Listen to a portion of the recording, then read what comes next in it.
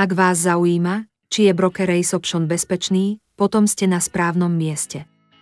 V tomto videu vám poviem o tom, či je bezpečné investovať u tohto brokera a na čo si dať pozor pred otvorením demo účtu. Poďme k veci. Race Option nemá žiadnu vládnu licenciu, pretože pôsobí len v krajinách, kde sa takýto certifikát nevyžaduje. Race Option je veľmi populárny broker, ktorý má veľmi bohatú ponuku a skvelé analytické nástroje.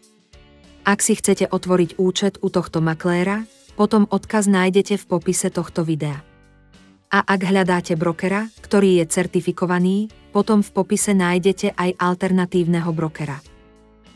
Ak si chcete otvoriť demo účet, prejdite na webovú stránku makléra, ktorú nájdete v popise tohto videa. Ak si otvoríte účet pomocou nášho odkazu, získate prístup k bezplatnému demo účtu a voliteľnému bonusu za vklad. V pravom hornom rohu obrazovky stlačte tlačidlo a zadajte svoju e-mailovú adresu a heslo. Potom potvrďte svoju registráciu a je to hotové. Po chvíli budete presmerovaní do obchodnej platformy, kde si môžete otestovať svoje stratégie bez akéhokoľvek rizika. Nájdete tu konfigurátor obchodov, ktorý vám umožní zmeniť čas expirácie, veľkosť investície a smer investície. Ak si myslíte, že cena v blízkej budúcnosti vzrastie, stlačte zelené tlačidlo. A ak si myslíte, že cena bude klesať, potom stlačte červené tlačidlo.